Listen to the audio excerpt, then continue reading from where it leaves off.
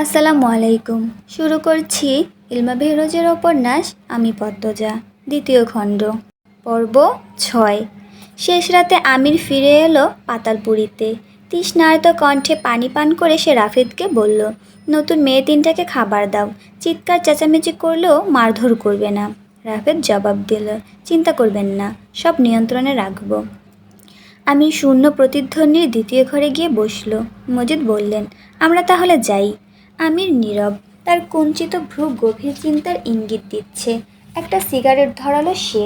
খলিল কৌতূহলী হয়ে জিজ্ঞেস করলেন, ওই শরীরে এখন কি করবি? আমির শীতল কণ্ঠে উত্তর দিল, এটা আমার ব্যাপার। তারপর উচ্চস্বরে ডাকলো, আরভিদ। মুহূর্তের মধ্যে ছুটে এলো আরভিদ। আমির বলল, বাড়ির পেছনে যাও, লতিফা যা দেবে নিয়ে আসবে। আরভিদ দ্রুত বেরিয়ে গেল। সে চেয়ারে বসে মজিদকে উদ্দেশ্য করে বলল, যেতে চাইলে যান, দাঁড়িয়ে আছেন কেন? শফিক আসেনি? খলিল জবাব দিলেন, ঋদুর কাছে গেছে। তারপর মজিদকে বললেন, চলেন ভাইজান, বাড়ির যাই। ক্লান্ত শোনাচ্ছে পদ্মজার কণ্ঠ। ঢাকার অফিসে গোডাউনে কতবার গিয়েছি, পণ্য দেখেছি, মেনু দেখেছি, কোথাও তো কিছু মিথ্যে মনে হয়নি। আমিরের সত্যি ইম্পোর্ট ব্যবসায় আছে, ও কখনোই কোনো কাঁচা কাজ করে না। পদ্মজার কণ্ঠে দুঃখের সুর বাজল। আর আমার মেয়ে, আমার 3 মাসের মেয়েটাকে কে খুন করেছে? বাবলু? এই প্রশ্নে থমকে গেল রিদওয়ান।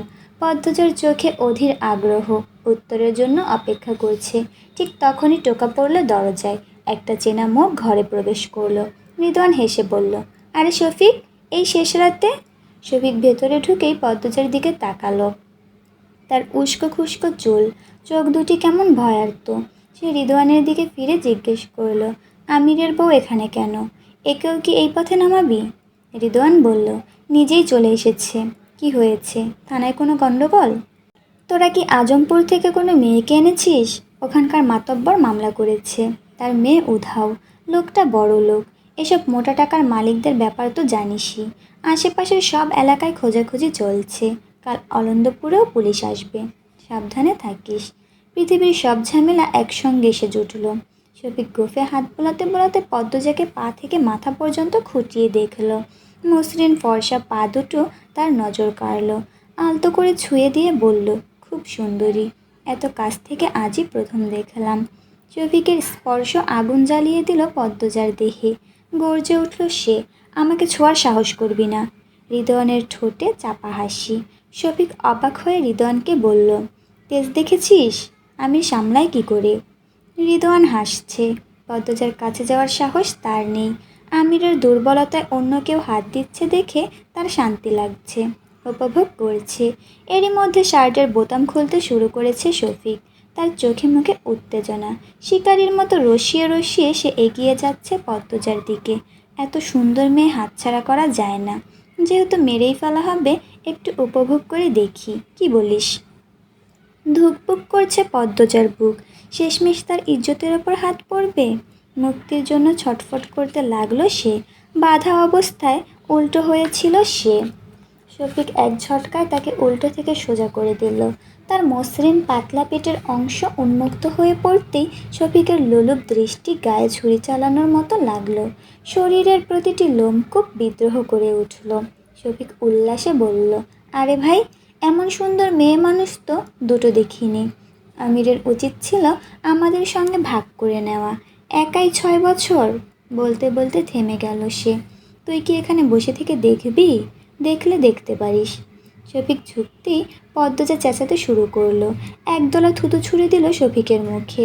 রাগে বিস্ফারিত হলো শফিকের চোখ। প্রবল আক্রোশে পদ্মজার আহত গালে থাপ্পড় বসালো সে। পুরনো ক্ষতস্থানের চামড়া ছিঁড়ে বেরিয়ে এলো রক্ত।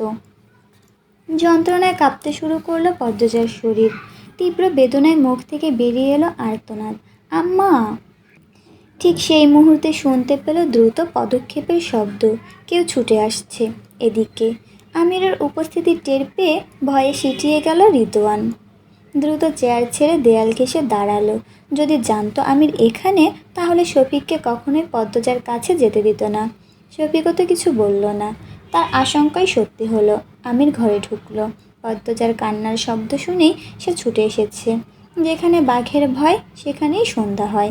আমিরকে দেখে শফিক হাসি মুখে বলতে শুরু করলো, আমির, এই বউ তো। কথা শেষ হওয়ার আগেই মিলিয়ে গেল হাসি, থেমে গেল জবান।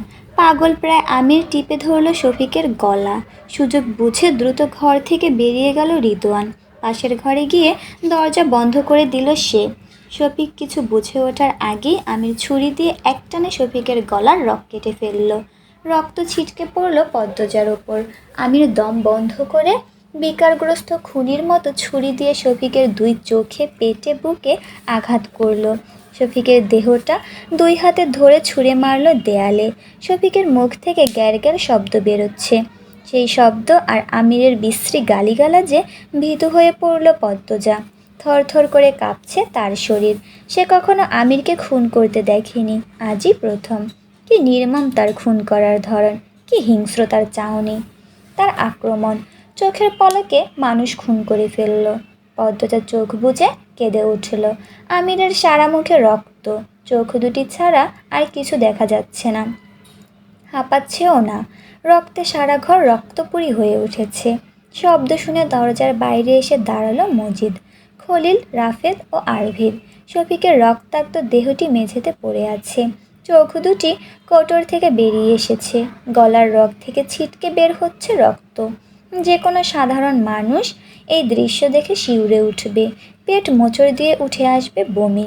পদ্মজার সারা শরীর কাঁপছে। থমকে গেছে তার পৃথিবী, থেমে গেছে সব শব্দ। এমন মানুষের সঙ্গে সে কিছুতেই পারবে না।